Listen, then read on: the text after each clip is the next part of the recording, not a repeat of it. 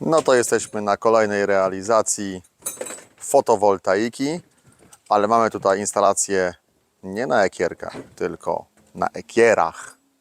Jak to się stało, że w ogóle podjąłeś taką decyzję o tym, że chcesz mieć fotowoltaikę dużą, że chcesz mieć magazyn energii, że chcesz w ogóle być w off-grid, tak? Z czego to wynika?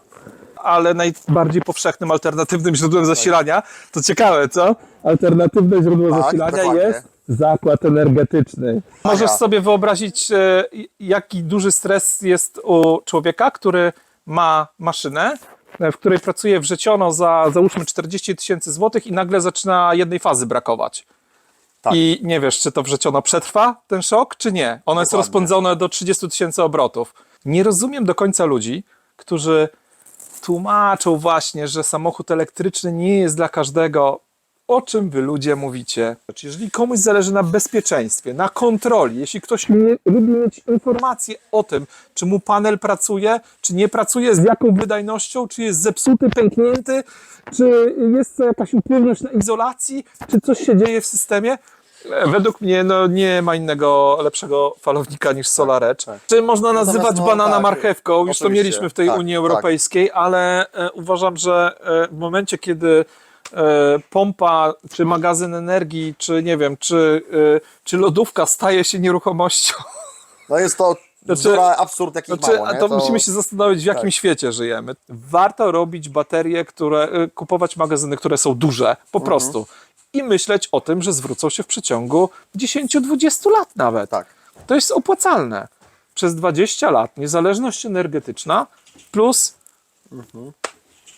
to, że budujemy wartość swojego majątku, a nie czyjegoś. Tak. Mam tutaj dwa przykładowe magazyny DEJE. Każdy magazyn składa się, to jest magazyn wysokonapięciowy, składa się z jednostki zarządzającej oraz 12 modułów tworzących tak zwany klaster. I generalnie takich klastrów można do całego falownika DEJE podłączyć 16.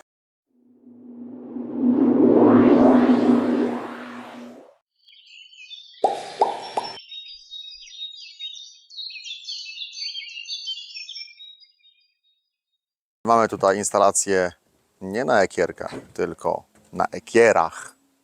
A jak to wygląda, to za chwilę Wam zaprezentuję, bo tutaj montujemy łącznie 30 kWp. Wszystko oczywiście na SolarEdge'u. Piękny montaż. Zapraszam serdecznie. No to tu mamy taki daszek. Leci sobie tutaj mocowania w tej chwili po całym daszku. A tu obok już mamy część konstrukcji, proszę bardzo.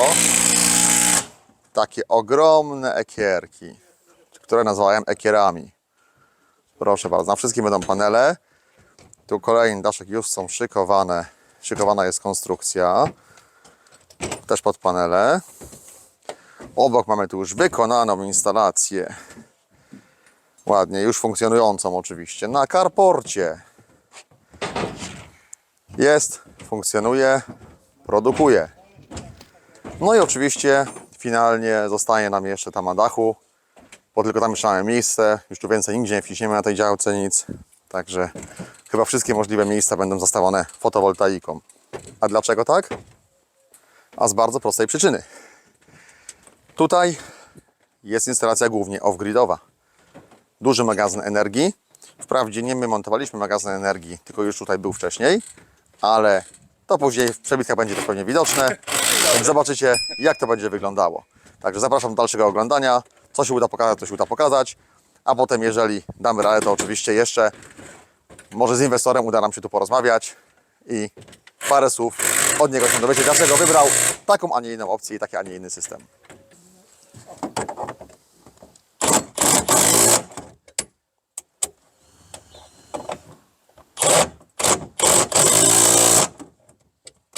Te duże ekiery mamy tu zamocowane właśnie przy pomocy tak zwanych szpilek, czyli dwóch gwintów. Spora wysokość oczywiście jest, ale nie przekracza to 3 metrów, w związku z czym wszystko jest w porządku. No moi drodzy, słuchajcie, tak jak powiedziałem, udało mi się tutaj inwestora Michała namówić na krótką rozmowę. Od razu przepraszam za być może hałasy, które gdzieś tam będą w tle, bo chłopaki właśnie montują cały czas nad Inwestycja nami. w toku. Tak, montują tutaj Tak jest. nad tą wiatką, pod którą sobie siedzimy. Montują fotowoltaikę, ale mam nadzieję, że te hałasy nie będą jakoś tam bardzo przeszkadzały i będziemy mogli spokojnie porozmawiać. Także Michale, powiedz może, jak to się stało, że w ogóle podjąłeś taką decyzję o tym, że chcesz mieć fotowoltaikę dużą, że chcesz mieć magazyn energii, że chcesz w ogóle być w off-grid, tak? Z czego to wynika? Wiesz co, to jest kilka czynników tak naprawdę. Pierwsza rzecz, chyba najważniejsza, że pojawiły się hybrydowe falowniki. I tu w ogóle to jest taka technologia, która trochę zmienia obraz fotowoltaiki. Do tej pory, nawet jeśli miałeś fotowoltaikę, to musiałeś produkować ten prąd dla kogoś. Czyli jeżeli ten ktoś nie chciał tego prądu odebrać z wielu powodów, prawda, bo nie wiem, ktoś inny produkował, sieć była zajęta, albo w ogóle nieczynna, zepsute łącze, no to po prostu to wszystko się marnowało. Nie miałeś z tego żadnych korzyści. A falowniki hybrydowe w połączeniu z magazynami energii zmieniły w ogóle reguły gry. W tym momencie zacząłeś mieć możliwość produkcji dla siebie i wykorzystywania tej energii w optymalny sposób. Jak tylko pojawiły się falowniki hybrydowe, zacząłem przyglądać się temu bardzo blisko. Na początku rozwiązania były skromne, małe.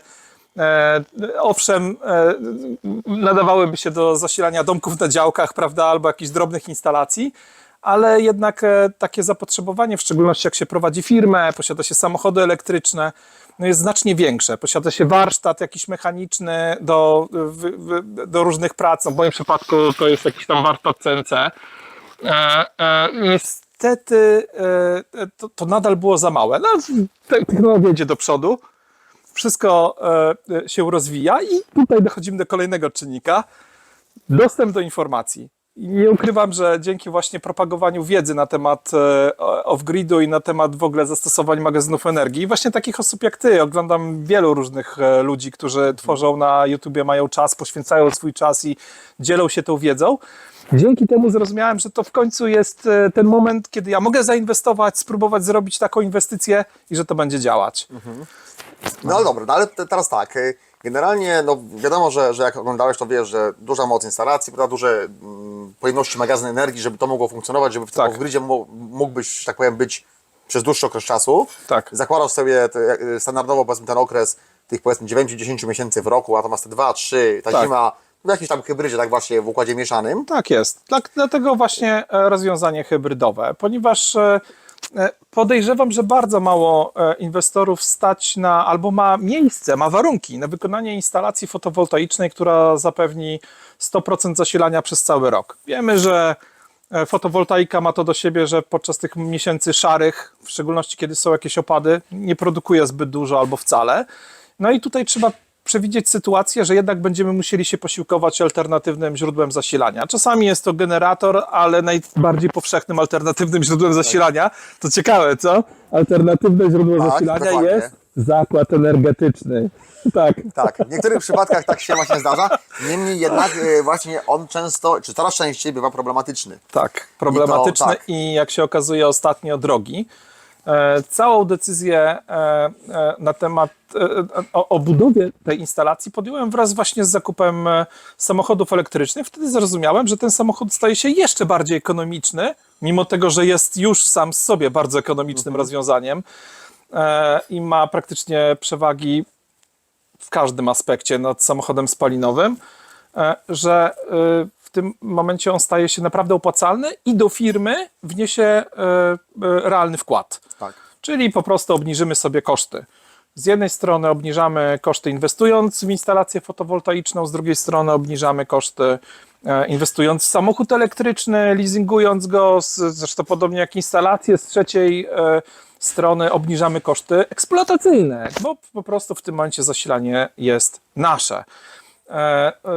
Do tej pory to było dość trudne do wykonania, ale właśnie z tego powodu, że magazyny energii potaniały, można naprawdę w tej chwili stawiać porządne magazyny energii, które starczają do bardzo wielu celów. Nie tylko do zasilania zakładu pracy, czy nie wiem, czy domu, ale również do eksploatacji pojazdów. Tam już są znacznie większe zużycia energii niż klasyczny dom. Ja nie wiem, czy użytkownicy zdają sobie sprawę, ale jednak takie pojazdy to jest 80 kW, więc tutaj musimy myśleć o takim magazynie, który będzie zapewniał odpowiednią pojemność do naładowania pojazdu, plus był na tyle duży, żeby nie powodowało to jego nadmiernej eksploatacji. Aczkolwiek mówię, ceny magazynów maleją. Teraz wiem, że rząd tam robi jakieś różne programy promocyjne, więc myślę, że to się jeszcze bardziej upowszechni i że tutaj te ceny może nawet jeszcze troszkę spadną w dół.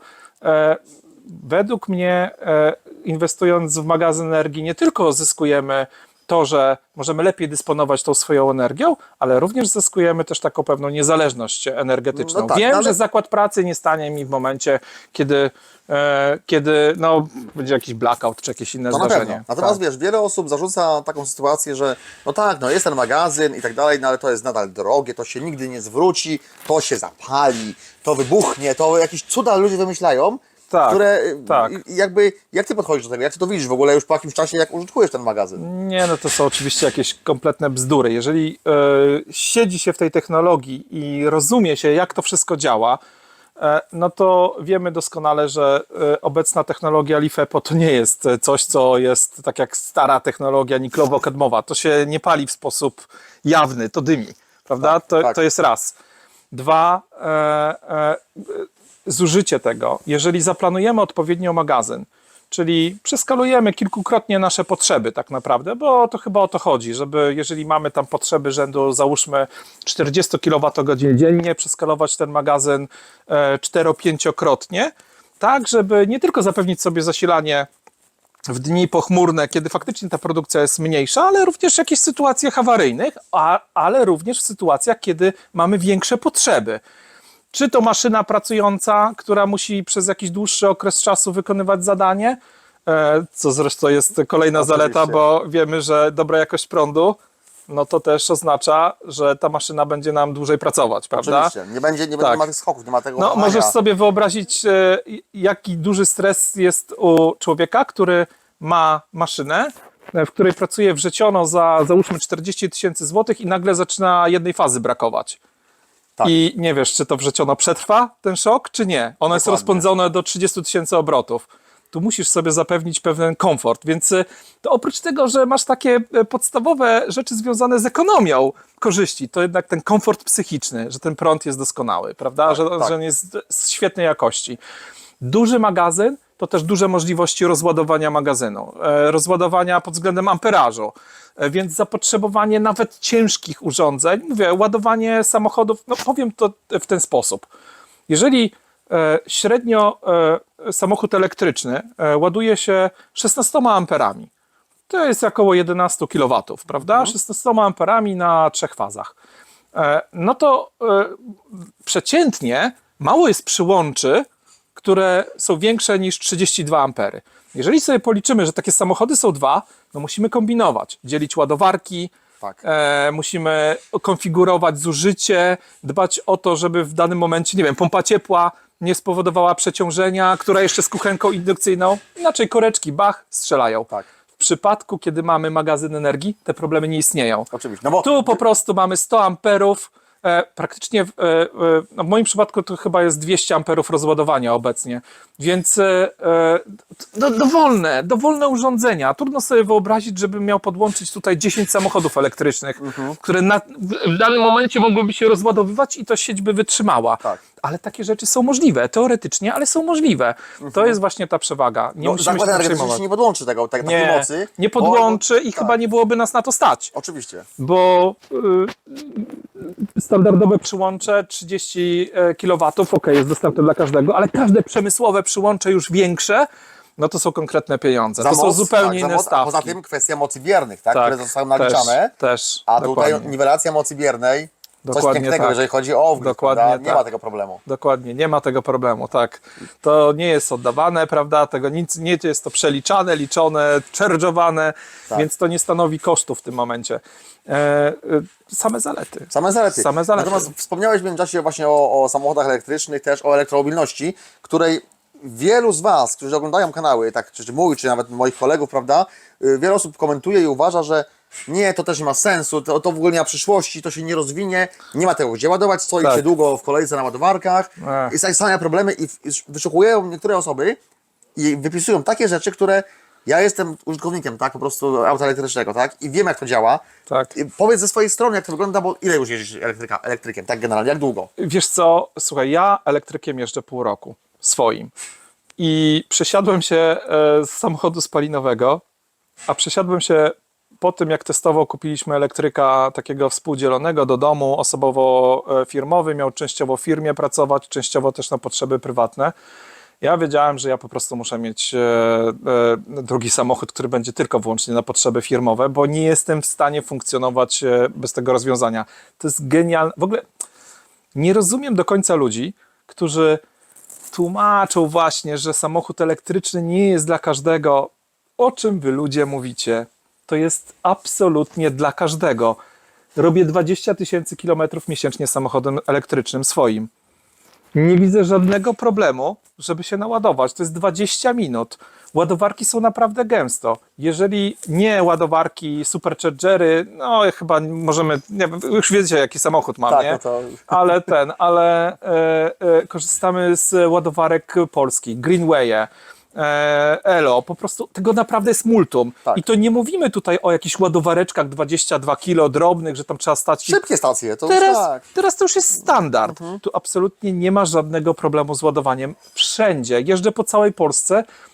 Nie jeżdżę za granicę, nie mam nawet... taka jest moja jest jeszcze praca. więcej, tam jest jeszcze tam więcej. podejrzewam, Tak. że tam jakby jeszcze mniejszy problem. Tak. Ale nawet z naszymi ładowarkami nie ma absolutnie kłopotu. No, mnie wyszło, że średnio stacja ładowania jest raz na 30 km. To jest tak... W zupełności to wystarcza. Zjechać czasami z autostrady i dojechać Tak. do niej te 2, 3, 5 km, to nie jest Wiesz, problem. na czym się łapię? Tak. Robię sobie małą przerwę. Podłączam samochód do ładowania i idę, bo na przykład, nie wiem, mam taką ulubioną stację pod Łodzią, nie wiem, to Radziszyn, czy jakoś tam, Greenway tam jest, przy KFC. W każdym razie jest okazja, żeby zjeść coś Tak, od razu. Nie? Jedzenie. Na chwilę dosłownie człowiek idzie do toalety, umyć ręce, podstawa, nie? Trzeba jeść na czysto.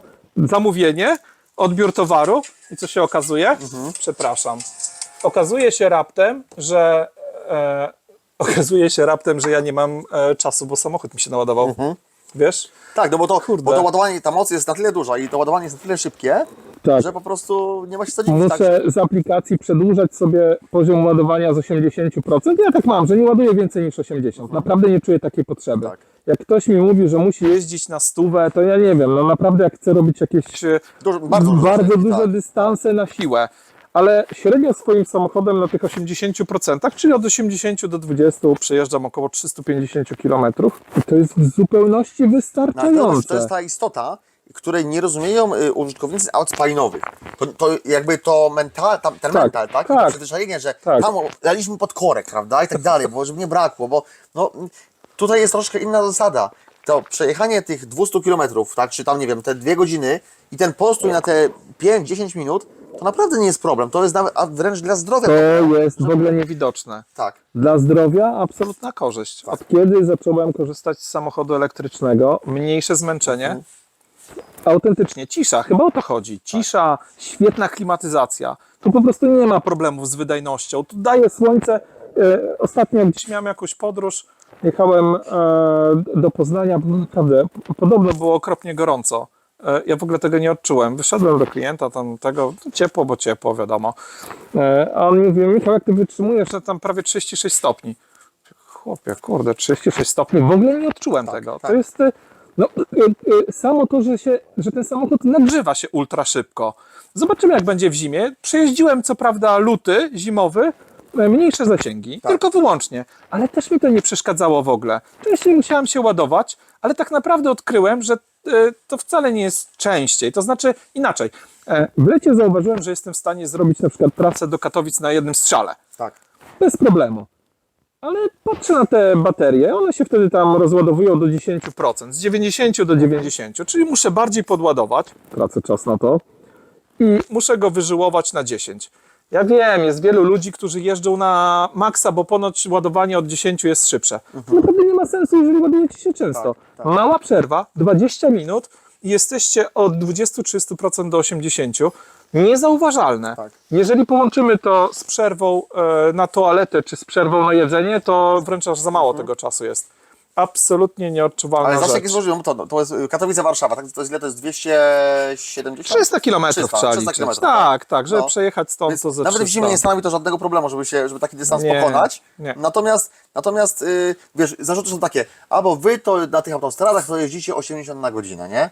Ja mówię, oho, tak, na pewno, nie? I, W życiu. no, w życiu. jeździmy z normalnymi prędkościami. Z normalnymi tak. prędkościami. 120 km to jest taka średnia prędkość, z Oczywiście. jaką ja jeżdżę. Przyznam, że nie jeżdżę. Mógłbym jeździć bardzo szybko, prawda? To zero problemu. Ale po prostu nie ma takiej potrzeby. Nie, dokładnie. Tym bardziej, że parametry samochodu elektrycznego są takie, że można by się tą mocą popisywać, prawda? I tymi Oczywiście. możliwościami. I te wszystkie auta, nawet z segmentu premium, to nie mają szans. Tak. To po prostu zostaje gdzieś tam, można się nimi bawić. Albo wiesz, bo ale to jest- po co? Zdajesz sobie sprawę, że to w ogóle nie jest istotne. Z Oczywiście. punktu widzenia twojego podróżowania liczy się komfort i bezpieczeństwo. Więc po to też kupujesz samochód elektryczny, żeby mieć bezpieczeństwo. Ale ja o tym samym mówię, tylko to jest na takiej zasadzie, że ktoś mówi, bo wy to jak wciśniecie tam 200, No to wam ta ejku, bateria zniknie tak. od razu, Nie, nie? no, A ja mówię, a jak wy bzdura. wciśniecie 200 w swojej spalinówce, To nie wyści od razu to, paliwa? to ropa czy benzyna to w ogóle nie, to on będzie palił dalej 3 na 100, nie? No, Piotrek. nie ma takiej sytuacji, tak? Nie ma możliwości. Piotrek, autentycznie, jeżdżę elektrykiem i mijam samochody Tak. spalinowe, które się palą. No, Ale o tym nie ma w to gazetach. jest kolejny zarzut, nie? Tak, że... Ale o co chodzi? Tak. Sam osobiście nie widziałem na oczy żadnego auta elektrycznego, które by się paliło. Nie miał, nawet żeby się dymiło. Tak. Nie wiem, może nie byłem świadkiem jakiegoś wypadku. No wiadomo, jeżeli dochodzi do uszkodzenia, rozszczelnienia baterii w wyniku silnego takiego wstrząsu fizycznego. Fizyczne rozszczelnienie. No tak, no fizycznie jak się rozszczelni bak paliwa, no to płyniemy w sekundę. oczywiście. I jeszcze wybuchu, prawda? Tu Tak. mamy chociaż te parę minut na to, żeby uciec. Tak, tak. Więc to w ogóle nie rozumiem tych argumentów. To jest w ogóle jakiś mit. Mówi się o tym, że elektromobilność pada, szwankuje. No ale co to znaczy? Mówimy tak tylko dlatego, że Chińczycy przejęli pałeczkę dominacji obecnie i Chyba tak, ktoś usłyszał, to jest jakaś propaganda dziwna, chora dla mnie. nie rozumiem. Tak, to, na to musi być jakieś usprawiedliwienie, tak. Bo nie jest to poparte realnymi faktami. Tak. W ogóle. Ale wiesz, to jest trochę na takiej zasadzie, że i dawniej były powozy i konie, tak? Jak wchodziła, powiedzmy, wchodziły normalne auta spalinowe, tak? No to było, co to się będzie działo? W ogóle dorożkarze to wymrą, Oczywiście. bo zabiorą Tak. im zawód, tak? W ogóle cały, tak? No jak, nie? Tak jest. Po prostu motoryzacja zniszczy to wszystko, ale jakoś się to przyjęło i jest okej. A w tej chwili mamy tą transformację energetyczną, to jest masę tych zmian od każdej możliwej strony, Tak. i w tym również jest elektromobilność. No i teraz wszyscy mówią, a nie, bo to nie ma sensu, ale to jak gdyby staje się normalnością już w tej chwili i tak naprawdę w ciągu najbliższej dekady tych aut elektrycznych moim zdaniem będzie większość. Wiesz co, jakby mógłby mnie ktoś przekonywać, jeśli bym faktycznie tym samochodem nie jeździł albo robił nim 1000 km miesięcznie. Ja robię 20 000 miesięcznie. Tak. Tak tłukę auto elektryczne. Jeżdżę nim po prostu cały czas. Nie mam żadnego problemu. Wręcz przeciwnie. Czy wiesz, jaki jest komfort, że w przypadku samochodu na T nie musisz jeździć z nim na okresowe przeglądy? Ale no to To jest kolejna kwestia, rzecz. oczywiście. Nie marnujesz czasu, nie zostawiasz go nigdzie. To jest, ty musisz dbać o to auto, koniec. Twoja eksploatacja, hamulce. Co 20-30 tysięcy hamulce. Kupujesz hamulce firmy B, Tak. one starczają na 30 000 tak naprawdę. W tym momencie, ponieważ tutaj mamy One Drive, więc praktycznie hamowanie, wymiana hamulców to jest co 200 000 Albo kilometrów. i rzadziej. Ja powiem szczerze, Nawet że... nie wiem, bo jeszcze nie nakręciłem, doświadczenie wiesz? moje pokazuje i w rozmowach z różnymi znajomymi, którzy mają auta elektryczne, którzy Tak. zrobili już naprawdę duże dystanse i jakby mają wiele kilometrów nabite na licznikach, to te osoby mówią, że wymieniały klocki i tarcze po 300, 350, 400 tysiącach kilometrów. Ja bardzo bym chciał To- też to u siebie mieć, tak? Słuchaj, ja mam 160 tysięcy w tej chwili, tak? Nie wymieniałem jeszcze. Nie wymieniałeś. Nie, 160 tysięcy nabite Zarąbiaście. przez 3,5 roku. Ja Fantastycznie. średnio robię 40 tysięcy rocznie, teraz trochę więcej w tym roku jeszcze Tak. jeżdżę. Po prostu to widać, jak to wygląda. Mało tego, no, ten największy atut. Nie Ale- muszę jechać na ładowarkę. Ja mam ładowarkę w domu, tak? Ty masz No, w domu. tak. Czyli, a formalnie... Cała ta inwestycja jest zresztą pod dokładnie, to. po to jest ta inwestycja, Tak. którą robisz. Natomiast Tak no, jest. tak naprawdę stację ładowania masz w każdym domu. Tak, tak. W każdym To już punkcie, gdzie jesteś. To już jest w ogóle Tak. rewelacyjna Gdzie rzecz. wchodzą w to hotele. Jedziesz do hotelu, to standardem staje się to, że hotel ma stację ładowania. Wiesz co, ze znajomym bardzo często rozmawiamy o aspekcie posiadania elektryka w mieście, gdzie no, nie masz możliwości posiadania fotowoltaiki, prawda? I tutaj Tak. na przykład, no tak, ale weźmy pod uwagę jedną rzecz. Ten prąd jest nadal tani. Ładujemy się w nocy, ustawiamy sobie, programujemy sobie ładowanie od godziny 22, nawet jeżeli mamy taryfę dzieloną, prawda? Załóżmy. Tak. Ustawiamy sobie ładowanie od 22 do 6, ewentualnie jeśli potrzebujemy coś w dzień podciągnąć od 1 do 13 i ładujemy się za połowę ceny. I to są naprawdę niewielkie pieniądze. W porównaniu z paliwem, no powiedzmy sobie szczerze, elektryk ekonomicznie wychodzi najlepiej, jeżeli możemy się albo tanio załadować, a już w ogóle wychodzi genialnie, to jest, no nie da się, to nieskończoność jest, Tak, prawda? tak, oczywiście, no to- Musielibyśmy, to jest Tak. matematyczne działanie, jak nic nie płacimy za coś, nie ma oczywiście czegoś takiego jak nic, no inwestycja też Oczywiście. kosztuje, Ale ona się prawda? w którymś momencie zwraca. To, Ale tak. ona się zwraca i ma benefity nie tylko związane z elektromobilnością, ale również właśnie z prowadzeniem firmy, często z podłączeniem domu, więc no i z bezpieczeństwem energetycznym, z kontynuacją działalności, prawda? To jest Tak. mnóstwo, tu można by wymieniać cały czas. Natomiast wracając do samochodów elektrycznych w mieście, coraz więcej garaży obecnie, z tego co mi znajomy mówił, jest wymóg wręcz tworzenia miejsc parkingowych, które będą miały dostęp do ładowarki. Oczywiście. To jest super sprawa. Naprawdę, to jest genialne.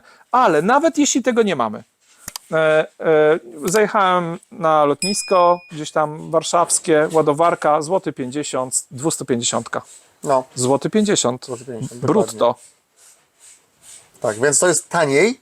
To jest, tak to naprawdę, jest taniej tak. niż nawet prąd w Prąd, w sieci normalnej czasami, taryfie tak, w sieci. oczywiście, Tak, tak. dokładnie. To jest kwestia tylko tego, żeby się zainteresować, poszukać. No okej, musisz tą małą wycieczkę zrobić, prawda? Tak.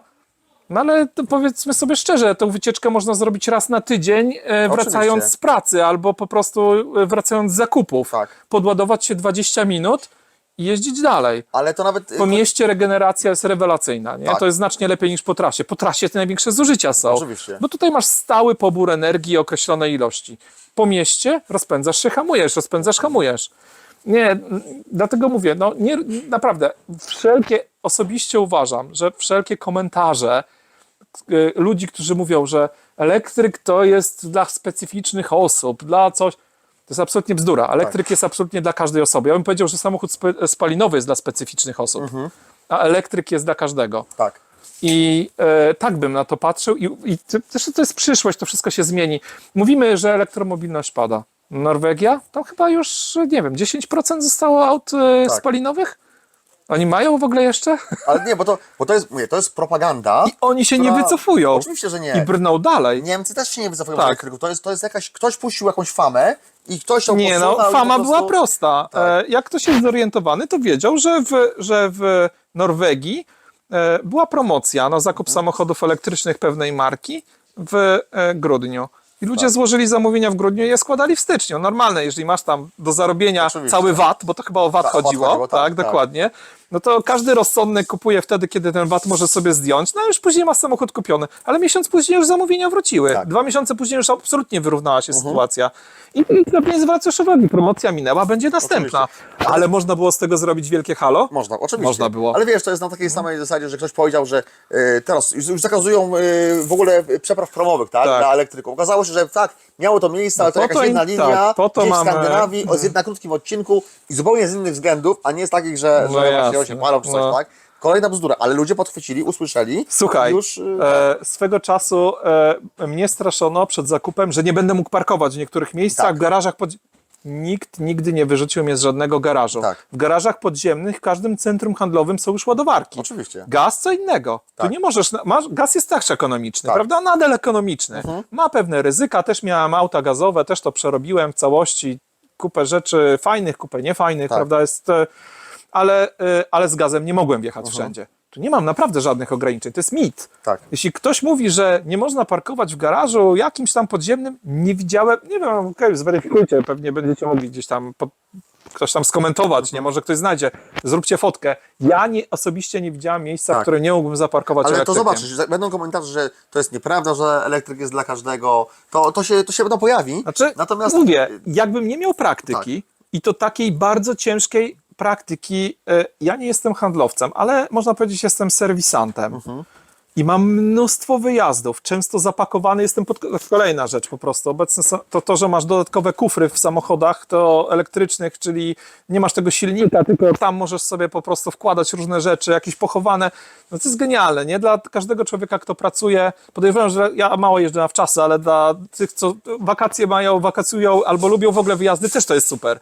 Większa pojemność takiego auta. Fantastyczna rzecz. Niemniej wracając do tematu, ja robię mnóstwo 20 000 kilometrów miesięcznie. Nie znalazłem, nie wiem, może ci powiedzieć, dobra, jesteś jakimś szalonym fanem elektromobilności. Nie wiem, może i tak, może po prostu mi się to bardzo podoba, no ale lubię ciszę, lubię komfort, lubię responsywność tego samochodu i nie tylko w prowadzeniu, ale również właśnie w klimatyzacji, w tym, że szyby nie mam nigdy zaparowanych albo częściowo zaparowanych, bo gdzieś jakaś niewydolność się pojawi dziwna. Tu masz pompę ciepła i ona po prostu błyskawicznie dopasowuje się. Zdalnie sobie z telefonu włączysz Piotrek, ogrzewanie, wiesz ile chłodzenie, razy mam kupiony materac, rozkładam sobie, śpię. Jeżeli jestem bardzo zmęczony, a nie mam czasu jechać do hotelu, rozkładam, śpię. No i teraz tak, powiecie, no dobra, tego głupi śpi w samochodzie. Może i tak, ale w przeciwieństwie do samochodu spalinowego, ja w zimie śpię bezpiecznie. Szyby pozamykane, klimatyzacja działa cały czas. Tak, silnik nie musi pracować. Silnik nie pracuje, nie zatrujesz się spalinami, nikt ci nie wrzuci niczego, jakiegoś smrodu, syfu, płynu wpuści przez uchyloną szparkę szyby.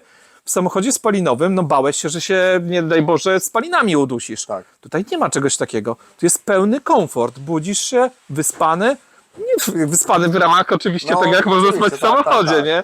Niemniej sama taka możliwość jest zdecydowanie lepsza dla osób podróżujących, a to jest absolutnie fantastyczny dodatek. Tak. Wygodnie rozciągnięty cały, jestem wysoki, mam 1,90 m, ja się spokojnie mieszczę, wyciągam sobie nogi. I często to się nie zdarza, ale do tej pory miałem okazję, nie wiem, chyba z 6-7 razy, jakoś tak, gdzie faktycznie ostatnia podróż była taka, że skończyłem pracę o godzinie 2, niestety nie miałem jak wrócić, wszystkie hotele zajęte, sobota Tak. akurat. Wiesz, imprezy, weekendy, wakacje, autentycznie obdzwoniłem z 6 hoteli i myślałem, dobra, nie tracę więcej czasu, bo ja więcej czasu będę szukał hotelu. Musiałem się przespać w samochodzie, napompowałem sobie materac, 4 godzinki pospałem, dojechałem do domu. Nie było idealnie, ale było super. Dokładnie to samo. Ja wiele razy spałem w swoim samochodzie. Przede wszystkim czułem się bezpiecznie. Komfort, bezpieczeństwo, Tak. komfort, wygoda. W zimie ciepło w tym samochodzie, nie ma jasne. problemu. No tak to lecie jest jest chłodno, jak niezastąpione. potrzeba. To jest niezastąpione. Ilość energii, która idzie na chłodzenie czy grzanie jest minimalna Nie, dosłownie. Więc to, słuchaj, 4% mi zeszło, wiesz? Przez całą noc. Przez całą Tak, noc, tak. tak. I to było zimno, Tak. bo teraz zimne noce się zaczęły.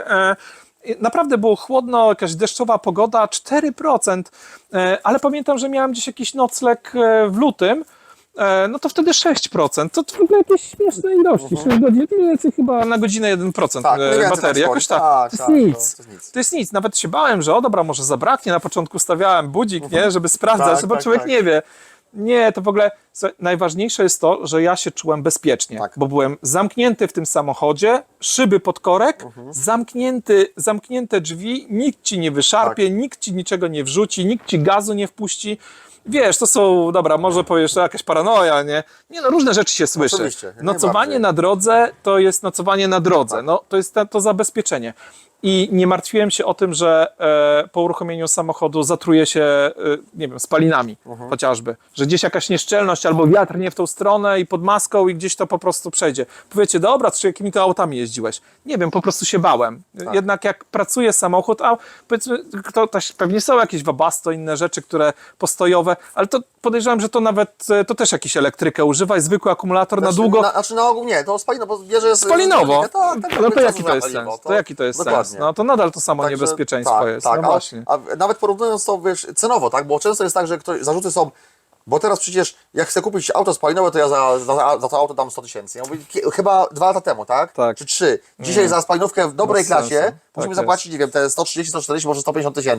Elektryk, który będzie miał o kilka klas wyżej wyposażenie, będzie lepszy Tak. i to w standardzie Tak. będzie kosztowało powiedzmy 190, 200. Czy elektryki najczęściej, te na wypasie, dokładnie, to jest Tak. około 200-250 tysięcy złotych, są na wypasie, ale wierzcie mi, że nie da się kupić samochodu dobrej marki, B albo A, Tak, który w tej cenie miałby takie wyposażenie i kosztował golasy za 300. tak.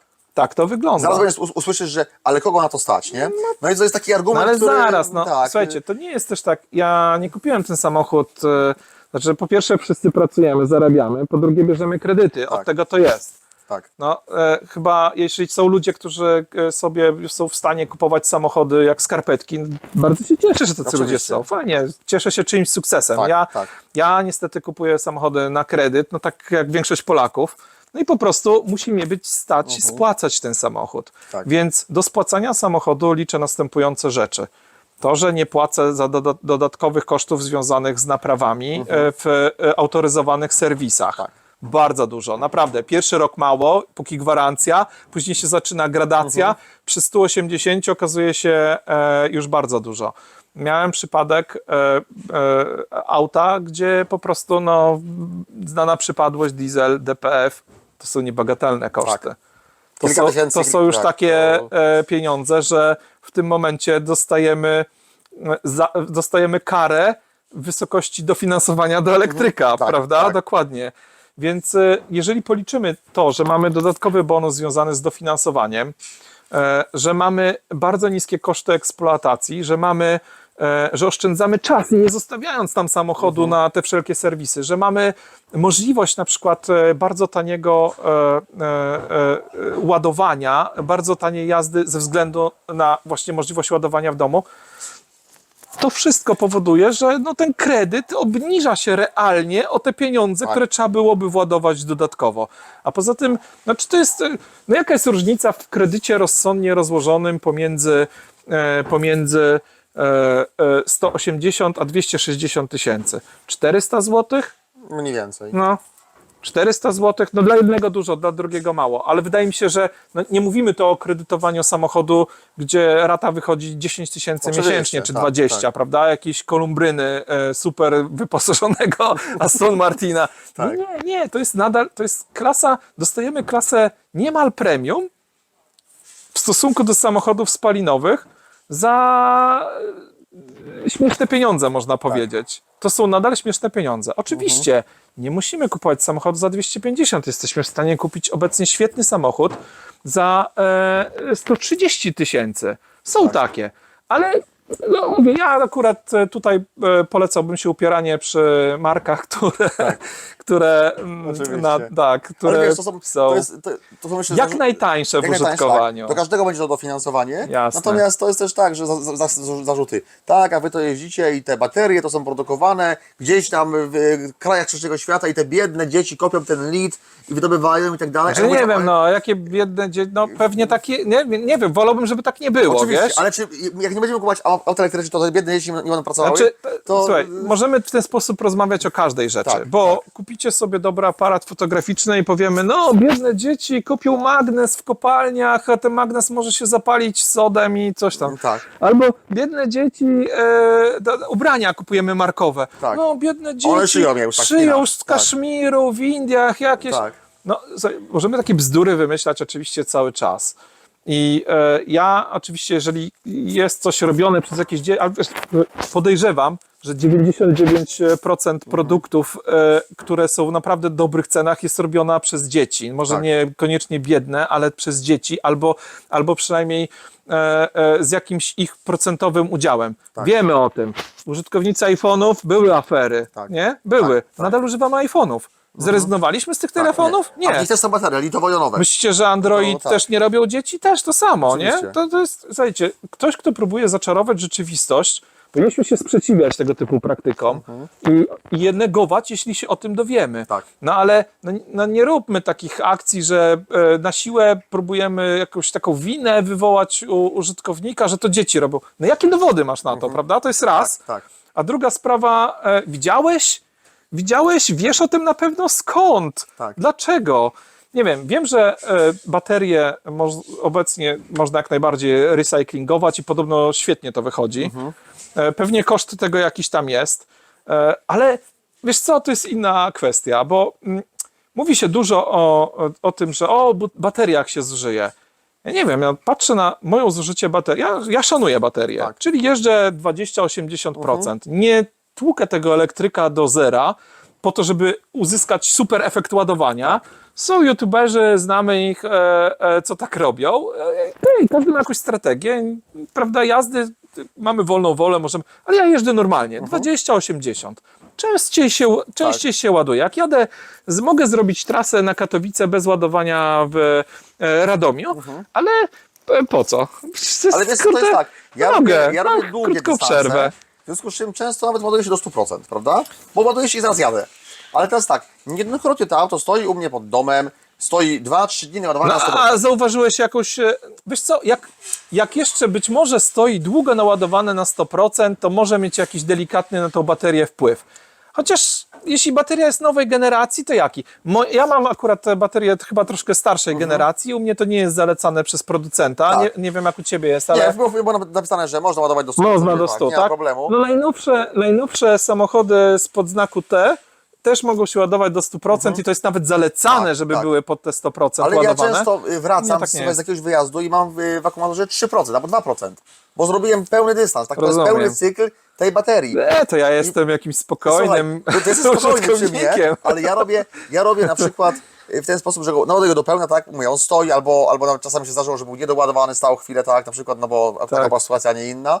Natomiast fizycznie, powiem tak, 160 000 kilometrów. Dzisiaj, jak do siebie jechałem, to dzisiaj mi strzeliło 160 000. Jak auto było nowe, No.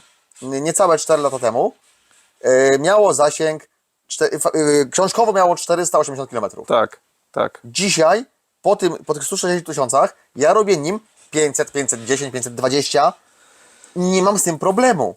No to o czym to świadczy? Słuchaj, czy nie wiem, zauważyłeś, wyświetlił ci nagle komunikat, twoja bateria zdechnie za 2 lata. nie zauważam takiego komunikatu, nie. I podejrzewam, że na tej baterii, owszem, będzie jakiś tam drobny spadek wydajności. Oczywiście Zawsze musi być, tam tak, jakiś ale jest, normalne. Ale będziesz jeździł 10 lat i prędzej ci się ten samochód znudzi, Tak. niż Zmienię padnie go, ci niż bateria. oczywiście. Tak będzie. To jest, prawda tak jest taka, będzie. że auta elektryczne spokojnie robią 1 000 000 kilometrów i im się nic nie dzieje. Jest pomysł na Także- dofinansowanie szrotów elektrycznych z Niemiec obecnie.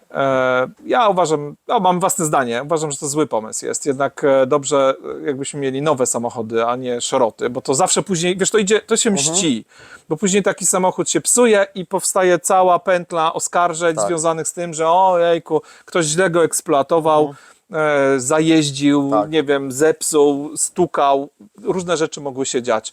Ale oczywiście idzie w eter informacja, no to jest złe. To tak jak Tak, opowiadałem ci z baterią Pylontecha, gdzie nie kupiłem Pylontecha, bo jakiś gościu, coś mu się obzdurało, że 15-selowe baterie są kiepskie. No właśnie, Wiesz, właśnie, to jest wziąłem tak to i pod uwagę i nie kupiłem. Tak, nie kupiłeś tego, bo myśmy nawet rozmawiali jakiś tam czas temu właśnie o Victronie, tak? I ale to jest taka sama sytuacja, Tak, wiesz? tak. Głupia informacja idzie, niesprawdzona, albo w ogóle kogoś, kto przyoszczędził, kupił trupa, bo chciało mu się, bo po taniości, prawda? To tak, często tak jest. Tak, I w tak. tym momencie całe środowisko cierpi, bo powstaje w ogóle, wiesz, fałszywy obraz tego, jak to wszystko wygląda. Nie ma problemów z elektrykami. Naprawdę, jak słyszę na internecie, gdziekolwiek, kogoś, kto narzeka, że elektryk to jest samochód nie dla każdego, mówię bzdura. Spalinowy samochód nie jest samochodem dla każdego. Elektryk jest absolutnie samochodem dla każdego.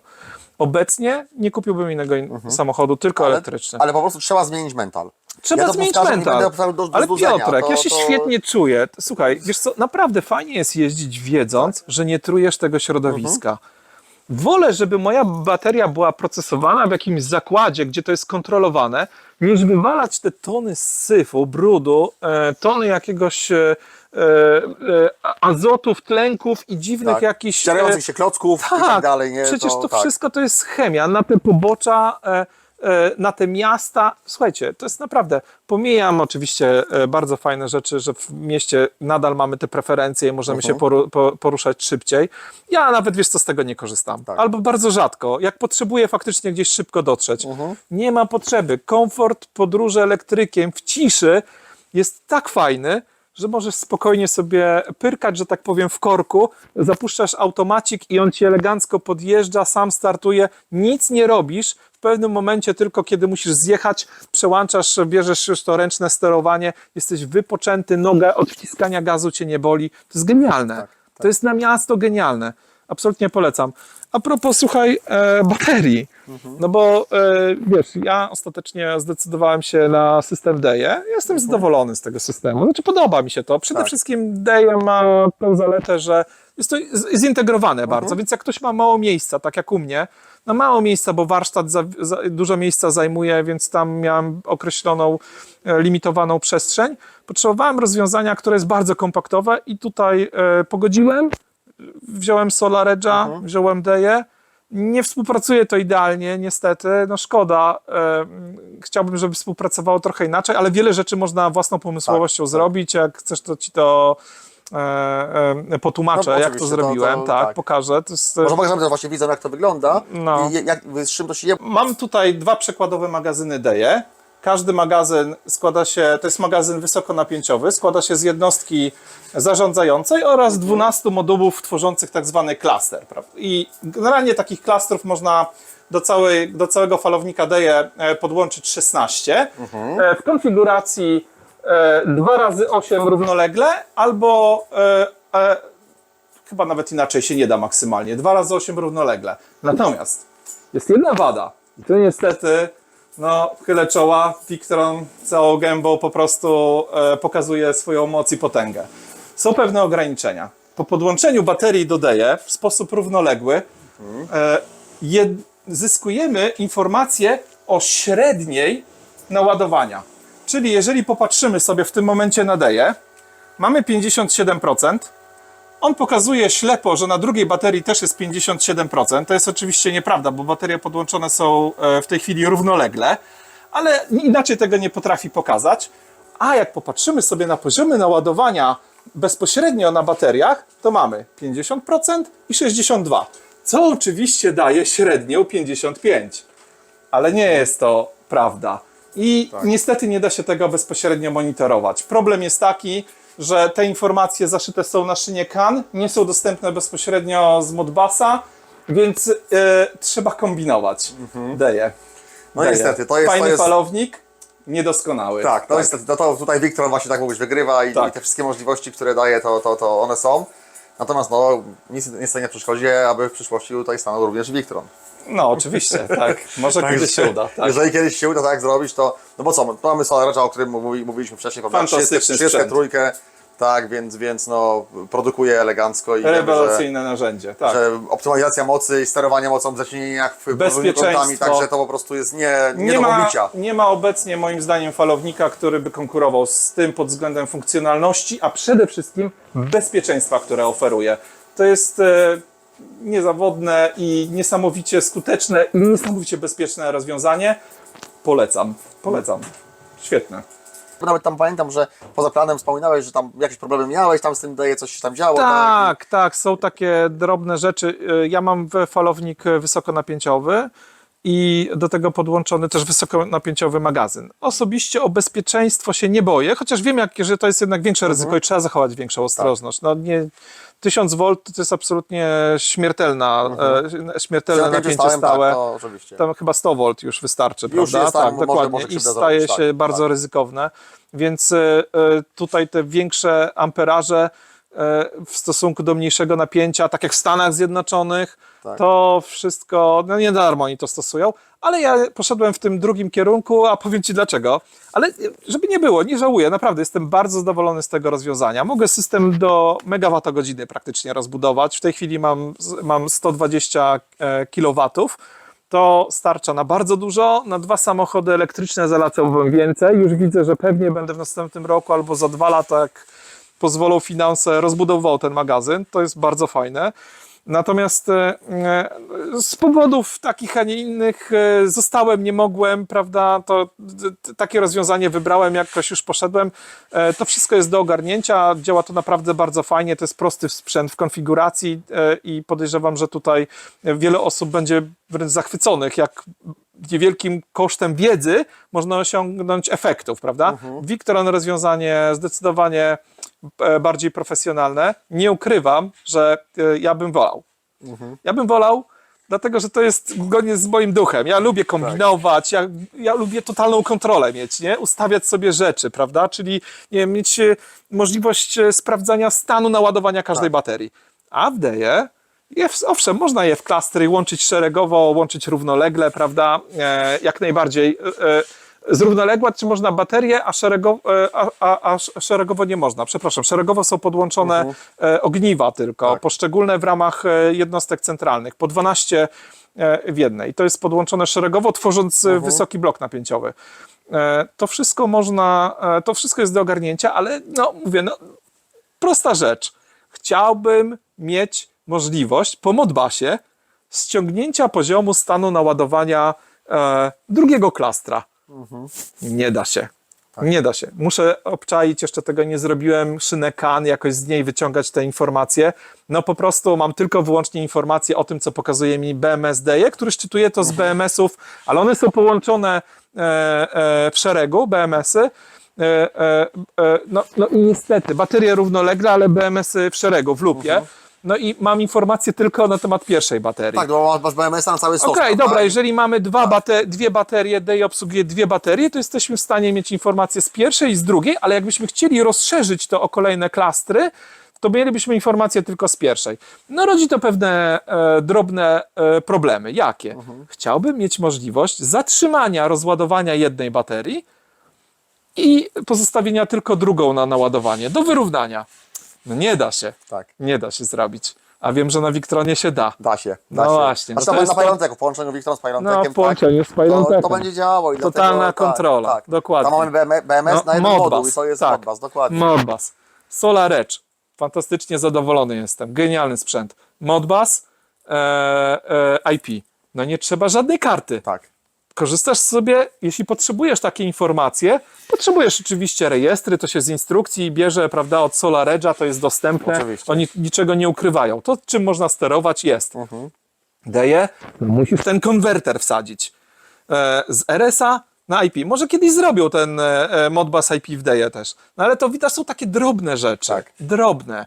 Znaczy, wydaje mi się, że DE zrobiono generalnie z myślą o ludziach, którzy może bardziej nawet sami chcieliby coś skonfigurować. To jest prawda? może jedno lub dla osób, których to w ogóle nie jest potrzebne, bo dla nich jest jakaś tam energia, produkcja, a nie ma znaczenia to, czy to ma tam takie czy inne parametry. Powiem to prawda? tak, jak ja to kupowałem, podchodziłem troszeczkę też z takiego założenia, że o nie, to będzie prostsze, ja tego nigdy nie robiłem, dam radę to ogarnąć sobie sam. Ale w tej chwili podejrzewam, że to jest temat, jak się w tym zaczynasz siedzieć, zaczynasz to obczajać. Tak. Że pewnie i Victrona dałbym radę sam skonfigurować. I to wszystko jest dokumentacja. Oczywiście, że tak. To nie jest... Siąść, poczytać, poszukać i tak, jak najbardziej. Wiadomo, że jeśli ktoś umie, potrafi, warto mu powierzyć, to ja zresztą sam widzisz, jak cię zalewam pytaniami, co nie? No tak, a dobra, tak, a to się nie zepsuje, a to można zrobić tak, a to tak, bo nie wiem, ja nigdzie nie miałem okazji zdobycia tej wiedzy. A tutaj po prostu jest źródło informacji, zresztą super. Zobaczycie, ja go na Victrona namówię jeszcze będzie miał tego Nie wiem, Victrona i może tego Pylonteka, także to... No to musiałbyś mnie namówić na zmianę lokum chyba, bo mało miejsca.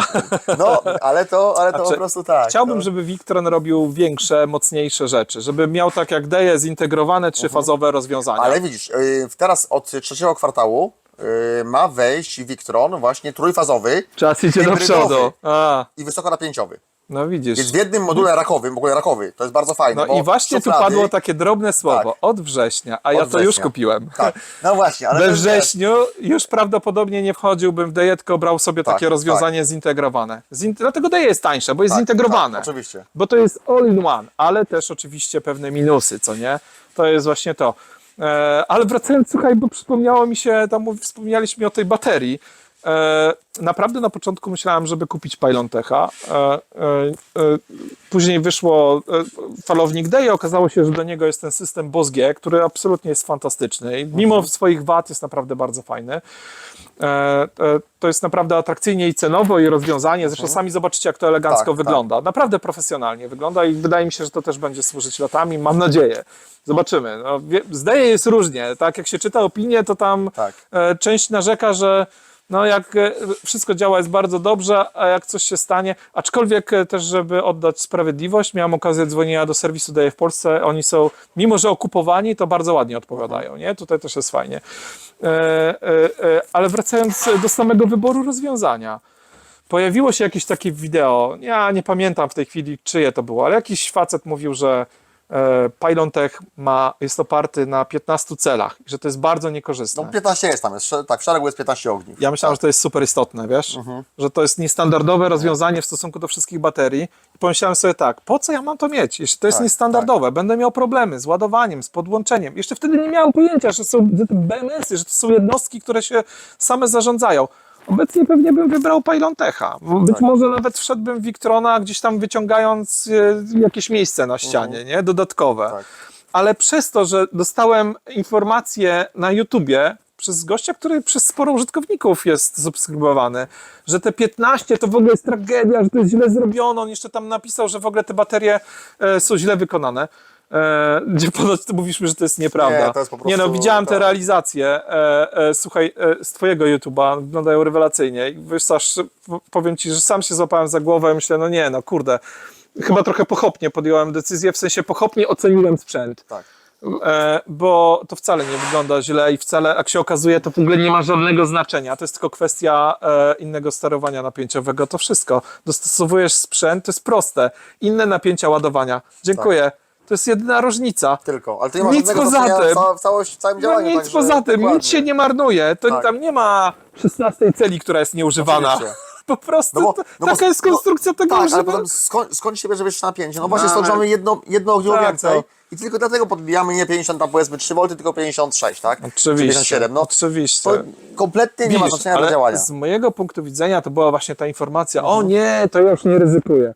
Nie miałem o tym żadnego pojęcia. Jedna źle postawiona teza na internecie u człowieka, który jest no, chyba szanowany, bo ma sporo subskrybentów i okazało się, że no niestety to taka dezinformacja, która no, pokierowała mnie do innego wyboru. Tak. Nic kto wie, może kiedyś się przysiądę na tego Victrona. Zobaczymy, jak się tym będzie właśnie zarządzać. Na razie sam kombinuję, mam kupę zabawy z tego. Myślę, że jakiś czas na pewno na DAE będę pracował.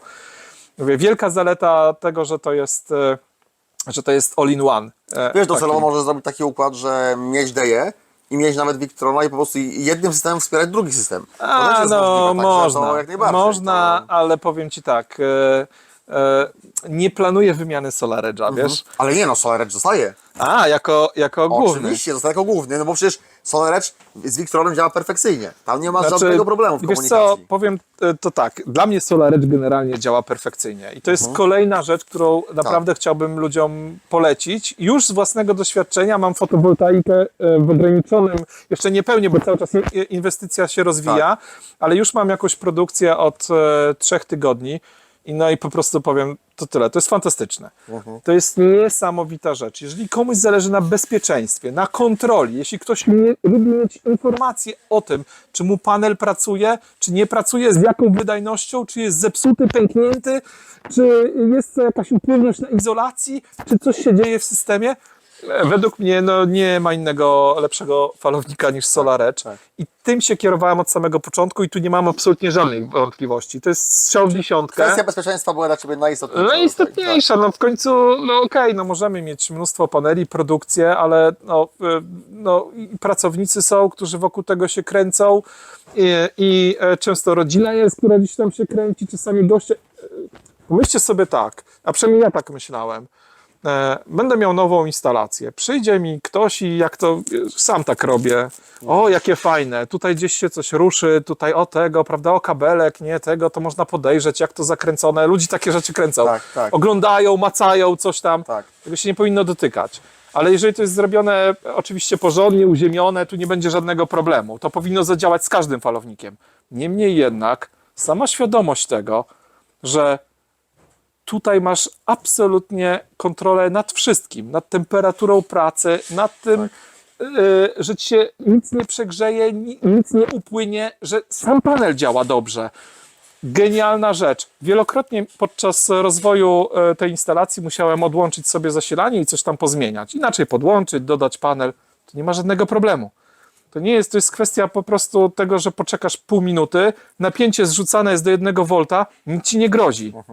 Tu nie trzeba stosować wymyślnych zabezpieczeń Tak. i martwić się, że gdzieś jakiś łuk powstanie, bo Tak. coś tam, prawda? Tutaj najlepsze jest to, że to nie jest nagłe. To po prostu jest powoli wygaszane do osiągnięcia poziomu 1 V na panelu. Koniec. Jeśli chodzi o bezpieczeństwo, nawet tych ludzi, wiesz co jest fajny też facet, pewnie go znasz, Waldek. Który Waldek? Bo dwóch Waldków znam. Waldek oddaje. Waldek oddaje, czyli Waldek Zeptobox. Pozdrawiam Tak, serdecznie Waldka. Zeptobox. Pozdrawiamy, Tak. tak. Też jestem jego fanem, po prostu. Fajnie, bo on tak to po chłopsku ogarnia, mnóstwo testuje własnych rzeczy.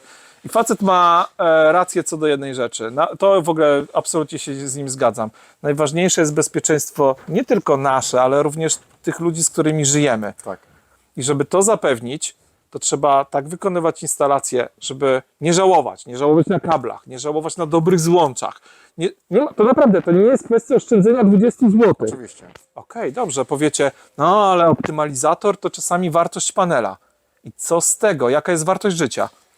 Jaka jest wartość człowieka, który przyjdzie do was gasić pożar i nie daj Boże mu się coś stanie? Okej, on ma to w ryzyko pracy wkalkulowane, ale wy macie to na sumieniu, Tak. bo nie zadbaliście, bo zrobiliście coś po taniości. No, nie każdego stać, zaraz będzie 1000 argumentów. Uważam, że powinno być stać. Są rozwiązania lepsze, gorsze. No jeżeli wybieramy samochód szrot i ryzykujemy po drodze, no można tak całe życie przeżyć. No, ale po to też decydujemy się na ten kredyt, na ten wysiłek finansowy, żeby kupić coś nowego, sprawnego, żeby jeździć tym długo, żeby rodzina z nas miała pożytek długie lata, żeby nie zejść gdzieś tam, prawda, bo w wyniku awarii samochodu. I musimy traktować tak samo fotowoltaikę. To są poważne napięcia, to nie ma zabawy, to potrafi mnóstwo radości przynieść, ale też potrafi przynieść sporo łez, jeśli będzie źle zrobione albo nie będzie dobrze zabezpieczone. A SolarEdge to jest jeden dodatkowy krok, który powoduje, że czujesz się lepiej. I to naprawdę działa. Nie mówiąc już o tym, że po prostu genialna jest... Słuchaj, widziałeś, jak u mnie wygląda działka? Tak, oczywiście, no widziałem, w końcu tak. projektowaliśmy to, żeby jak Przecież to zrobić, tutaj jest drzew wokół, Tak. zachodów słońca przedziwnych, o każdej porze roku Tak. będzie inaczej. Oczywiście. Domy, przesłonięcia, nie ułożenie na południe, tylko ułożenie jakieś takie skośne, południowo-zachodnie. Część paneli tak, ze względu na konstrukcję działki nie da się inaczej. No, po prostu zwyczajnie w świecie bez SolarEdge'a to dawałoby połowę mocy. Połowę tych paneli by nie działało, albo połowa mogłoby działać, a po prostu blokowałoby resztę paneli, tak, prawda? A tutaj nie, tu korzystacie z każdego panela, jeszcze jak są w technologii half-cut, to nawet z ich połówek, Tak. który jest w stanie dostarczyć energii. Od razu widać to w produkcji. Pierwsza część instalacji zaledwie 16 paneli. 16 Fakt, paneli, że tak. 480W, a szczytowa produkcja prawie 50 kWh. No tak, ale to zaraz dokładamy, w sumie będziesz miał tych paneli 80. 81. Tak, no to 81 nawet, 81, tak. No to tu jest blisko 30 kW, tak? Blisko 30 kW, tak. To- I oczywiście moc zupełnie niepotrzebna na lato, no bo tego Oczywiście. się nie zużywa.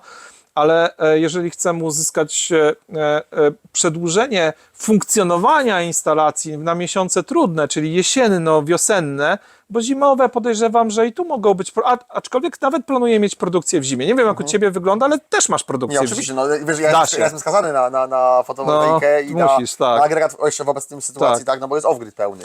Natomiast ja w tym roku już planuję, bo to już mówiłem wiele razy, planuję wyrzucić całkowicie agregat, odstawić go po Tak, prostu, tak. na zasadzie, no bo duży magazyn, który powstanie, tak, te 540 kWh, który jest takim, tak, Odpowiedni no to czas, oczywiście. żeby te dni, które nawet są totalnie żeby Cię pociągnąć za 2 tygodnie pewnie, nie? Znaczy, taki jest cel, żeby chociaż ten tydzień wytrzymać na magazynie, Tak, a mając tak. instalację o mocy 150 kWp, bo taką planuję, tak, wykonać, no to jest generalnie, nie ma możliwości, żeby przez tydzień czasu, No choćby jasne. na godzinę nie wyszło słońce. No, nie. To godzina świecenia słońca Godzina jest 150 daje 150 kWh. Proste matematyka. Kolejne 2 dni mamy, tak? No.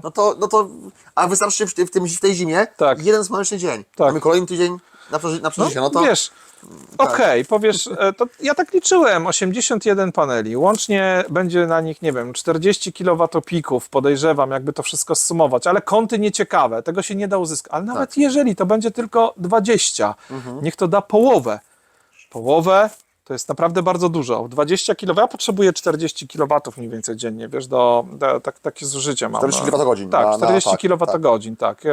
Żeby sensownie, z autami elektrycznymi, może nawet z autami troszeczkę więcej, w szczególności jak się dużo wyjeżdża, to faktycznie, to się dopiero będę wiedział. Akurat tutaj to starałem się auta ładować w nocy po prostu z grida, Tak, nie? tak. Bezpośrednio, żeby nie obciążać jeszcze na razie magazynu za bardzo, ale jak będzie większa produkcja, to sobie pozwolę już, to wszystko przede mną, nie? Zobaczymy, jak będzie. Natomiast takie zużycie firmowe nawet, nie? To jest te 30 kilowatogodzin. No i to da się wyprodukować taką instalacją w 2 godziny pracy. 2 godziny pracy jakiegoś tam słońca połowicznie niech ona produkuje. Tak. 2 godziny, żeby tylko wyszło. I już dasz radę po prostu. Oczywiście. I jesteś na zero. Jeżeli będzie... A wiesz, jak wyglądają ostatnio u nas zimy? Tak. To nie jest to, co kiedyś. oczywiście. Śnieg Coraz cieplej, zapadał, śniegu prawie nie wszystko ma, za tak, tego. tak. Teraz patrzymy, teraz to trzeba myć te panele wręcz, po prostu, żeby z brudu je czyścić, a nie, żeby czyścić je ze śniegu. Tak, nie? tak. Kurczę. Poza tym z tego, co zauważyłem na filmach, no to chyba ta technologia akurat jest tak sprytnie, taką dodatkowym benefitem z niej jest to, że panel się nagrzewa, on sam roztapia. On sam powoduje, że Tak. jego praca podwyższa jego temperaturę i to wszystko z niego spływa.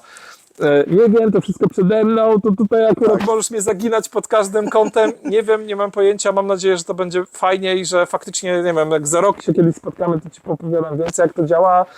Wiem, że podszedłem do tego czysto na zasadzie zadania matematycznego. Policzyłem sobie, ile potrzebuję dziennie, policzyłem, jakie jest ograniczenie produkcji średniej w Polsce. To jest duże, 10% praktycznie zostaje z tego, co jest w lecie.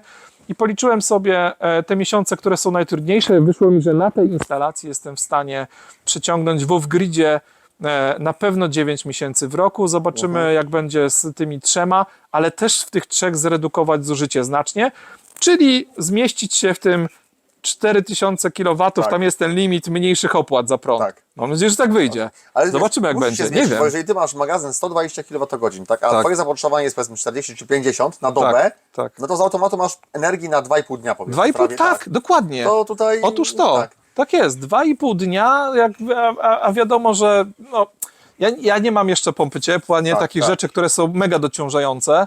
Może to się pojawi jakoś gdzieś kiedyś, ale w chwili obecnej jeszcze nie. Natomiast jestem cały czas też dom dogrzewany gazem, więc tutaj energii cieplnej akurat nie będę za bardzo... Ale rozmawialiśmy na ten temat, Tak, że może tak. uda się coś dodatkowo zboostować, nie? Jakiś zbiornik z wodą, coś Oczywiście. tam podgrzać, nawet o te parę stopni, to Tak, już powinno tak. dać aż... Też coś, A gaz ile? oczywiście. 100% poszedł? 100% może do góry gaz, tak. 100%. A teraz To- nasi widzowie, tak, w ogóle czy ci, którzy nas Nie. słuchają, ale wiele osób zobaczy i przekona się, jak skoczą ceny energii jeszcze, jak wejdzie ETS 2 od przyszłego roku. A To tak. będzie horror, to tak? będzie po prostu horror. Widzowie to się przekonają, jak skoczą energii, Tak. jak wejdzie podatek od lodówek, A to osobny temat od jest nieruchomości. zupełnie, tak, ale tak. no przecież te wszystkie firmy, które produkują energię, no, które generują zielone certyfikaty, one sobie odbiją to. Będzie po Oczywiście. prostu droższy prąd, droższe tak.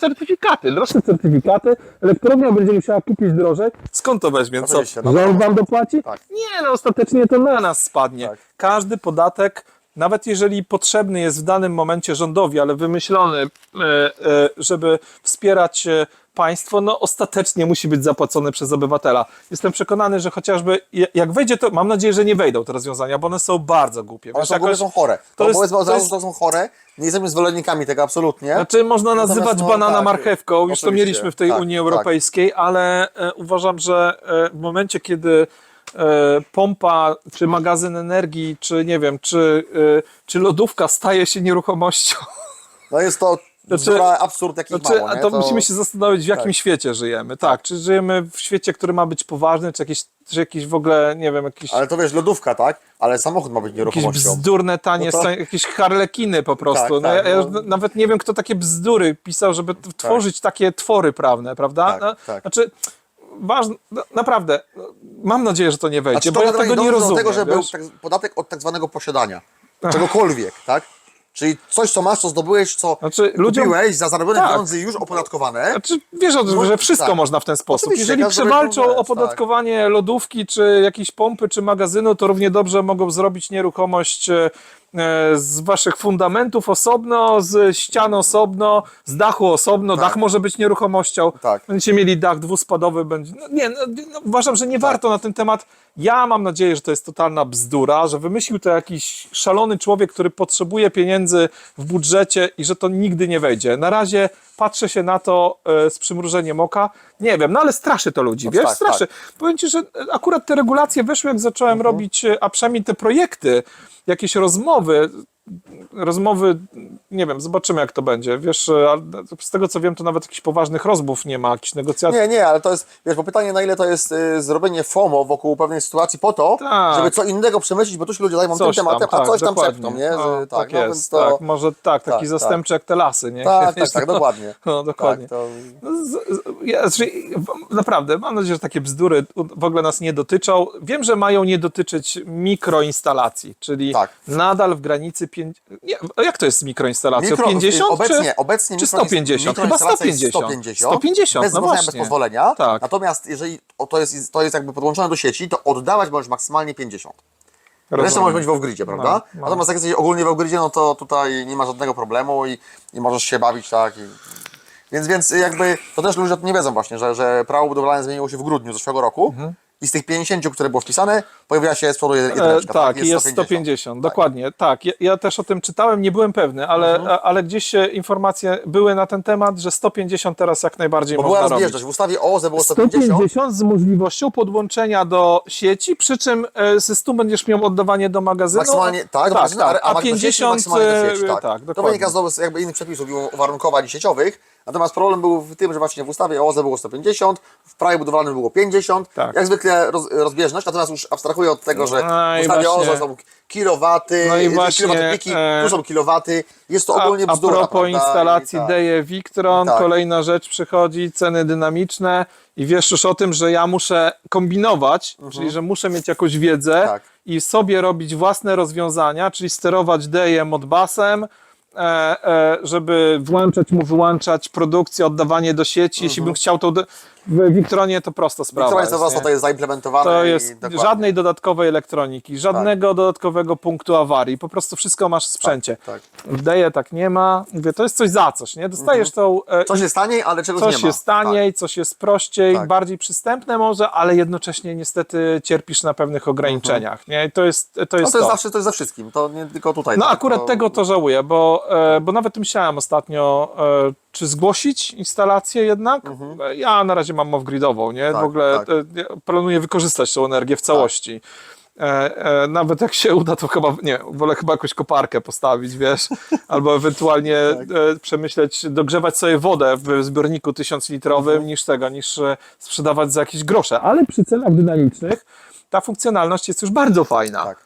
I ta dynamika to w ogóle weszła jeszcze zanim postanowiłem to wszystko zainwestować i kupić, a to takie bieżące, to jest taki temat, który niedawno Tak, się tak. pojawił. No centra miesiąca są od lipca, to tak, jest tutaj no dosłownie dokładnie. miesiąc, tak? Więc ja jeszcze tego nie ogarnąłem, a już myślę o tym, żeby to zastosować i już wiem, że Victron byłby tutaj ciekawszym rozwiązaniem, że to byłoby lepsze. Więc nie pozostaje Ci nic innego, jak Znaczy, wiesz- powoli ewentualnie gdzieś o tym stronie myśleć, tak? ja sobie na razie spróbuję zdeję poradzić. Choćby na jednej fazie, choćby coś tam i tak dalej, a potem rozbudowywać. Tak. Ja już pokazywałem parę materiałów, że właśnie montujemy małą instalację, No, a potem ją wygląda to rozbudowujemy, bardzo skalowalne i rozbudowywalne. Bardzo ładnie Także wygląda. to, no, a te instalacje są coraz większe. Robi się takie magazyny w tej chwili naprawdę u niektórych osób prywatnych i firmach, że słuchaj, to... tak powinno to wyglądać. Bardzo dużo jest instalacji, to obserwujemy w Polsce, które są ograniczone do wysokości, ja to nazywam dotacji. Tak. Czyli parę paneli, byleby nie zapłacić do tego ani złotówki. Nie, ludzie, róbcie duże instalacje i róbcie magazyny energii, bo to wtedy się opłaca. To wtedy ma sens. Ja nie chciałem inwestować w fotowoltaikę, nie widziałem w niej sensu, dopóki nie możliwość składowania, trzymania własnej energii nie zeszła pod strzechy. A w tej chwili można powiedzieć, że mimo, że te ceny nadal nie są jeszcze idealne, jeszcze te magazyny mogłyby potanieć. No chcielibyśmy w ogóle, żeby były taniej, prawie za darmo. No ale tak nigdy nie będzie. Ale to już jest osiągalne. I jeżeli policzymy sobie inwestycje w perspektywie 10-letniej, trudno, żeby to się nie zwróciło. Tak. W moim przypadku ja liczyłem, że to się zwróci około 7-8 lat, Oczywiście. maksymalnie. 10 lat to już zacznie zarabiać, a inwestycja, no pokazywałem Ci, miesiąc Tak, czasu, 120 kW baterie, 5 cykli zużycia. Tak. Nie 30, 5. 5. Dokładnie. 5. Więc jeszcze jakby dołożyć baterię dodatkowo, to by się to jeszcze zmniejszyło. Im większa pojemność, Im tym ten większa cykl będzie pojemność, płytszy. tym, Więc tym te cykle zużycia są dłuższe, w sensie wydłuża to żywotność baterii. tak. Dlatego warto robić baterie, kupować magazyny, które są duże, po prostu. I myśleć o tym, że zwrócą się w przeciągu 10-20 lat nawet. Tak. To jest opłacalne. Przez 20 lat niezależność energetyczna plus to, że budujemy wartość swojego majątku, a nie czyjegoś. Tak. No bo jednak te magazyny, nawet jeżeli leasingowane, należą do nas. Oczywiście. Spłacamy coś, co w Ale przyszłości to stanie jest, się naszym wiesz, majątkiem. To jest tak, no bierzesz to w leasing, tak? I leasing się za te 4, 5, 6 lat skończy, sprzęt jest twój. Płacenie rachunku za energię Dokładnie nie o tym skończy mówię. się nigdy. Nigdy. To I zostajesz z niczym. Tak jak, dokładnie, a tu masz sprzęt. Dobra, możesz to zdeinstalować, sprzedać sprzęt, masz pieniądze, które ci się wrócą. Tak. Znajdzie się jakiś kupiec, nawet jak będzie to 1/4 ceny, masz pieniądze wrócone. Tak. Jeżeli będziesz płacił rachunki, to jest skonsumowane. Tak. Konsumowane przez to, państwo. Wiesz, ja to mówiłem wielokrotnie, że płacenie rachunków za media, tak? Za prąd, wodę, gaz, to jest nic innego jak dożywotni kredyt ze stale rosnącą ratą. Tak, Po prostu. Tak. To jest jak ubezpieczenie. Są dwa rodzaje. Z oszczędnościami i bez. Troszeczkę więcej płacimy, ale mamy możliwość odzyskania tych pieniędzy. A tu po prostu płacimy. Płacimy, przestaniemy być ubezpieczeni. Wyłączą nam ten prąd, który niby nam się należy, nie będziemy go mieli, mimo że płacimy. Tak. Że robimy coś takiego jak zobowiązanie, prawda? I nikogo to nie obchodzi. No to jest. No więc właśnie. Dlatego warto autentycznie magazyny, falowniki hybrydowe to jest ta technologia, która no, mam nadzieję, że w najbliższych latach maksymalnie się upowszechni. Tak. Wiem, że korzyści z tego są bardzo duże, nie tylko dla użytkowników, ale również dla państwa, bo to jest odciążenie sieci energetycznej. I tutaj no, nawet te programy, które ostatnio się pojawiły, no, pokazują, że no, ktoś tam myśli i zdaje sobie sprawę, że jakoś tą sieć trzeba naprawiać. I no, skoro nie można zrobić ogromnych inwestycji, ja wiesz, że mamy problemy. No, nie? oczywiście. To Tak, jest... w Słowacji 2 elektrownie Tak, atomowe. My jednej nie możemy postawić. Dokładnie. Jaki wstyd. No, a co jeszcze będzie teraz, jak Bełchatów wyłączą nam w 1935 roku, tak? I generalnie to tutaj będzie sytuacja taka, że system energetyczny stanie się po prostu niewydajny w Polsce. Tak. To jest właśnie jedno z tych ryzyk, które eliminuje się instalując dużą instalację fotowoltaiczną. No i mówię, no możemy liczyć na nasze władze. Naprawdę kibicuję tym ludziom, żeby się udało, żeby w końcu udało się zrobić coś dla tych Polaków, zrobić tani prąd. Byłoby fantastycznie. Ja osobiście uważam, że mimo wszystko, tani, nie tani, własny to jest najlepiej. Jak najbardziej, zdecydowanie. Dobra, słuchajcie, nie zanudzałem Was bardziej, mam nadzieję, że się podobało, że docenicie to, co mi tu Michał powiedział, bo Michał jest zwykłym użytkownikiem tak naprawdę tej chwili, tak? Także tutaj po prostu doświadczenie swoje przekazuje, które już ma, które zdobył, także docencie to wszystko licznymi łapkami w górę, komentarzami. Ja chciałbym od siebie podziękować wszystkim youtuberom, którzy przyczyniają się do propagowania fotowoltaiki, bo dzięki nim w ogóle zrobiłem tą instalację, właśnie dzięki ludziom takim jak Piotrek, dzięki ich pasji. Ja się zaraziłem i okazało się, że ten temat naprawdę nie jest trudny, a jeśli nawet się go boimy, możemy go ogarnąć z właściwymi ludźmi. Tyle. Zgadza się, dokładnie. Dzięki. Dzięki Michale bardzo za spotkanie, za rozmowę. Co? Idziemy do chłopaków zobaczyć, jak idzie montaż. Tak, zobaczmy. Okay. No i mamy już tutaj te przyścianie, kolejną konstrukcję, już nawet optymalizatory są przywieszone. Także tutaj też już opty na tej części są zamontowane. Także jeszcze tu wzmocnienie konstrukcji nad tym daszkiem i generalnie polecą panele.